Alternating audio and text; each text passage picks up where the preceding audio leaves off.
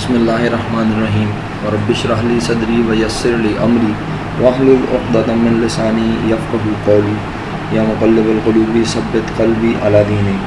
अस्सलामु अलैकुम व रहमतुल्लाहि व बरकातुहू माय डियर स्टूडेंट्स। उम्मीद करता हूँ खुदावंद करीम की ज़ात से कि आप तमाम लोग खैर वाफ़ियत से होंगे। अल्लाह ताला आपको अपने हिफ्ज़ व अमान में रखे।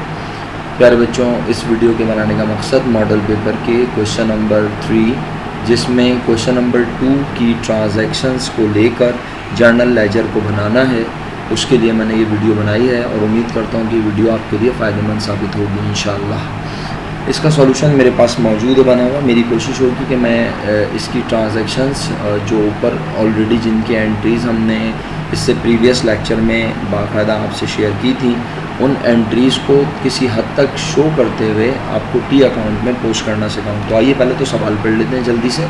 हमें करना क्या है, टेक द ट्रांजैक्शन, वो ट्रांजैक्शंस को लेना है जो कि क्वेश्चन नंबर 2 में है इस पेपर के, और फिर set up necessary T accounts, और हमें ज़रूरी टी अकाउंट बनाने हैं जर्नल लेजर में, और ट्रांजैक्शंस को पोस्ट करना है, फूट और बैलेंस करना है अकाउंट को। मेरे बच्चों, ये वो बातें लिखी हैं जो वो क्वेश्चन में चाहे लिखे या ना लिखे, आपने इस काम को लाजमी परफॉर्म करना है। यानी आप जब भी जर्नल लेजर बनाएंगे टी फॉर्म में बनाएंगे, उसमें आप पोस्टिंग, फूटिंग और बैलेंसिंग परफॉर्म करेंगे।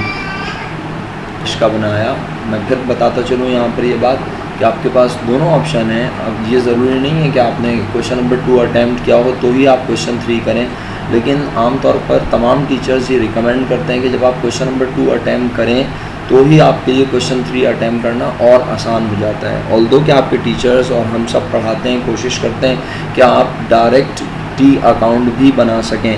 तो अगर आप डायरेक्ट टी अकाउंट बनाना चाहते हैं तो ये आपकी प्रैक्टिस के लिए अच्छा होगा।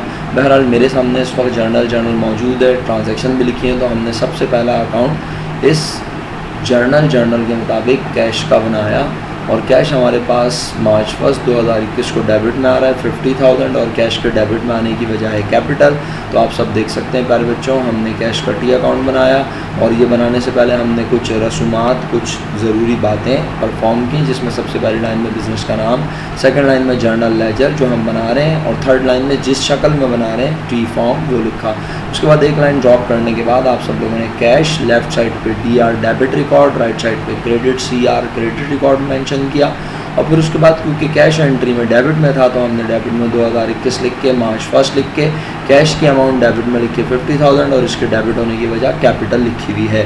उम्मीद करता हूँ आपको ये बात अगर समझ आ गई तो अब आप जहाँ ट्रांजैक्शन एंट्रीज़ में कैश आया आप उस कैश को बार बार यहाँ लिखते जाएंगे। तो कैश अब आपके पास नज़र आया क्रेडिट में, बैंक की वजह से 10,000, आप देख सकते हैं यहाँ कैश क्रेडिट हुआ हुआ है, और बैंक की वजह से 10,000 रुपये मार्च की 4 तारीख को 2021 इसलिए लिखा गया क्योंकि इस तरफ जब आप पहली पोस्टिंग करेंगे तो आप 2021 और मंथ का नाम ज़रूर मेंशन करेंगे।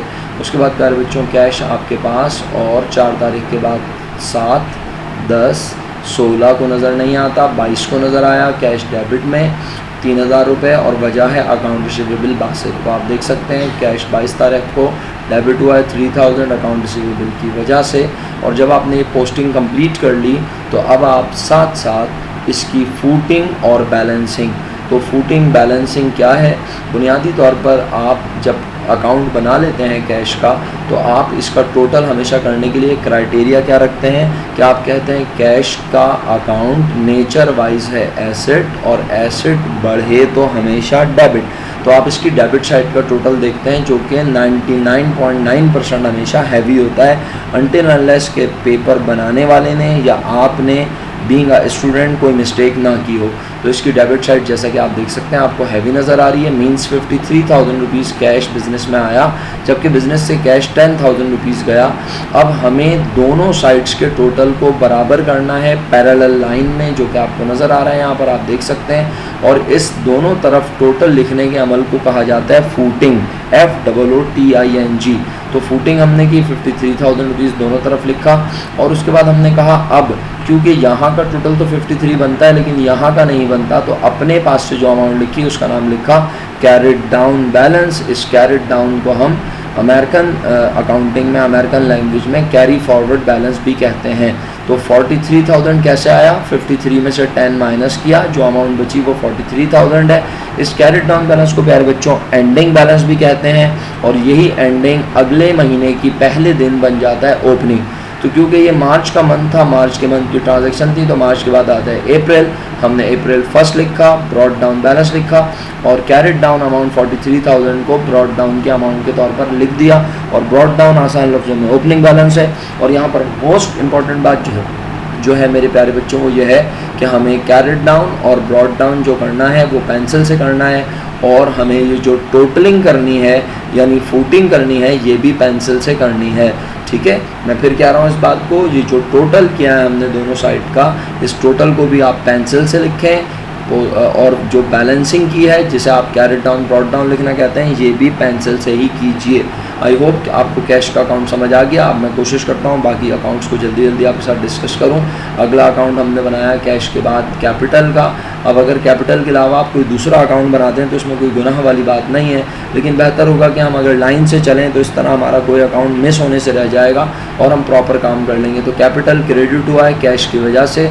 देखते हैं कि हमारे स्टूडेंट ने दूसरा अकाउंट कैपिटल का बनाया है। जी हाँ, बिल्कुल बनाया है। कैश की वजह से 50,000 और इसके बाद कैपिटल और किसी भी एंट्री में नज़र नहीं आ रहा था, तो उन्होंने इसमें फूटिंग एंड बैलेंसिंग की हुई है। क्योंकि कैपिटल की नेचर भी कैपिटल ओनर इक्विटी प्रोप्राइटरशिप होती है और कैपिटल बढ़े तो हमेशा क्रेडिट होता है, इसलिए इसका क्रेडिट साइड का टोटल हैवी है। हमें यहाँ पर भी यही टोटल चाहिए। 50,000 के नीचे डबल लाइन लगाई, यहाँ पर 50,000 अपने पास से लिखा, उसका नाम कैरेट डाउन बैलेंस लिखा और कहा यही इस साइड का टोटल है, और ये कैरेट डाउन नेक्स्ट मंथ के first day brought down balance बन गया। इसके बाद अगला अकाउंट कौन सा होना चाहिए, तो इसके लिए बच्चों में दोबारा जर्नल में ऊपर गया।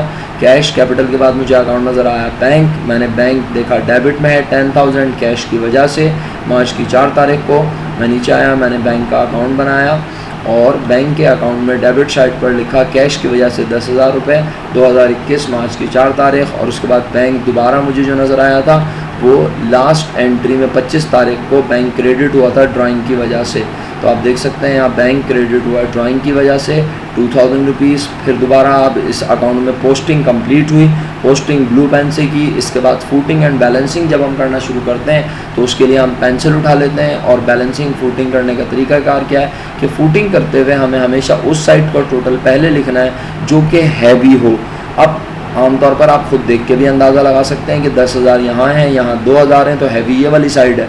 इसके अलावा दूसरा तरीकाकार क्या है कि आप अकाउंट की नेचर देखते हैं बच्चों। बैंक हमारा एसेट बढ़े तो डेबिट, इसलिए इसका टोटल डेबिट साइड का हैवी होना चाहिए। लेकिन ये कोई लाजिम व मलजूम बात नहीं है, क्योंकि बैंक अगर हम बैंक से ज़्यादा पैसे निकाल लें तो फिर बैंक हमारा एसेट नहीं बल्कि ओवरड्राफ्ट होकर लाइबिलिटी बन जाता है, और ऐसी सूरत में बैंक के क्रेडिट साइड का टोटल ज़्यादा होता है। लेकिन बहरहाल अभी बैंक के डेबिट साइड का टोटल ज़्यादा है, इट मीन्स बैंक हमारा एसेट है।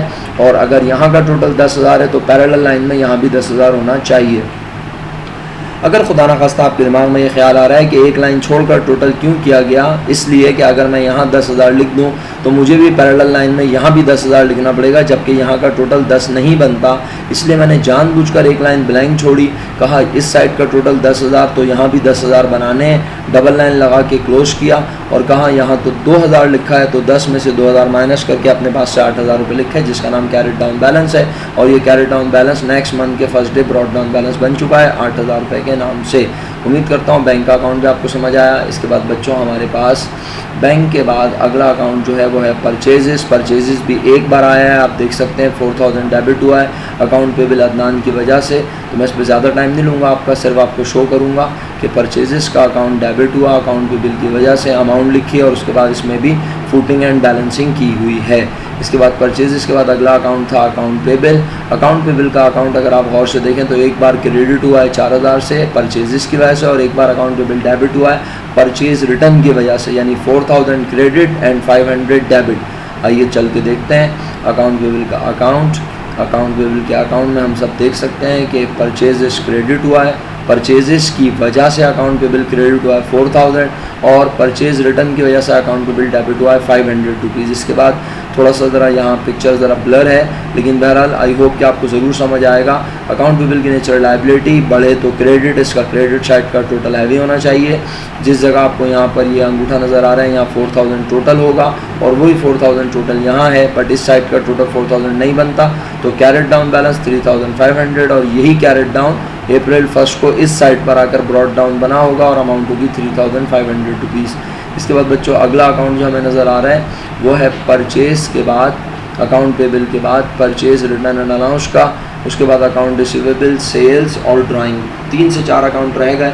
परचेज़ रिटर्न के अकाउंट में सिर्फ क्रेडिट साइड पे आप देख सकेंगे कि अकाउंट पेबल की वजह से 500 रुपीज़ क्रेडिट हुए हैं। आइए मैं इसको जल्दी से चेक करवा देता हूँ। परचेज़ रिटर्न का अकाउंट पेबल की वजह से 500 क्रेडिट हुआ, क्योंकि इसके नेचर कॉन्ट्रा एक्सपेंस है, तो एक्सपेंस बढ़े तो डेबिट, कॉन्ट्रा एक्सपेंस बढ़े तो क्रेडिट, इसलिए इसकी क्रेडिट साइड हैवी है और दोनों साइडों को बराबर किया हमने और कैरेट डाउन ब्रॉट डाउन बन गया। इसी तरह बच्चों अकाउंट रिसीवेबल की अगर बात करूं तो अकाउंट रिसीवेबल प्यार बच्चों हमारे पास डेबिट में आया था मिस्टर बासित सेल्स की वजह से, और फिर क्रेडिट में आया कैश की वजह से। फिर बोल रहा हूँ अकाउंट रिसीवेबल डेबिट हुआ सेल्स की वजह से और क्रेडिट हुआ कैश की वजह से 6000 और 3000। तो आइए हम देखते हैं, तारीख भी देख लेते हैं 16 और 22, ठीक है। तो अकाउंट रिसीवेबल के टी अकाउंट पे गए, डेबिट साइड पर सेल्स की वजह से 6000 मार्च की 16 तारीख को और 22 तारीख को कैश की वजह से 3000 रुपये क्रेडिट साइड पर आए। और उसके बाद अकाउंट रिसीवेबल की नेचर भी एसेट, और एसेट बढ़े तो डेबिट साइड हैवी है और हमने यहाँ पर भी 6000 लिखा, फिर अपने पास से 3000 लिखा, ये कैरेट डाउन और ये बना नेक्स्ट मंथ का ब्रॉड डाउन। और इसी तरह आखिर में सेल्स का अकाउंट बना हुआ है और सेल्स के बाद ड्राइंग का अकाउंट। उम्मीद करता हूँ कि यह अकाउंट भी आप अल्लाह के हुक्म से देखकर समझ जाएंगे। और अगर कोई कन्फ्यूजन हो तो मुझे मेरे व्हाट्सएप नंबर पर आप डायरेक्ट रब्ता कर सकते हैं। किसी भी कन्फ्यूजन की सूरत में फेसबुक पर हमसे रब्ता कर सकते हैं या वीडियो पर कमेंट सेक्शन में आप जाकर अपनी क्वेरीज लिख सकते हैं। मैं इंशाल्लाह कोशिश करूँगा कि जल्द अज जल्द आपके सवालात के जवाब दूँ। वीडियो देखने के लिए बहुत बहुत शुक्रिया और इंशाल्लाह अगली वीडियो में नए क्वेश्चन कैश बुक के साथ हाजिर होऊंगा। कैश बुक का क्वेश्चन आप देख सकते हैं हमारे पास मॉडल पेपर में क्वेश्चन नंबर 4 है। तो अगली वीडियो में कैश बुक के साथ हाजिर होंगे। तब तक अपना ख्याल रखिएगा, दुआओं में याद रखिए। फ़ी अमानिल्लाह, अस्सलामु अलैकुम व रहमतुल्लाहि व बरकातुहू।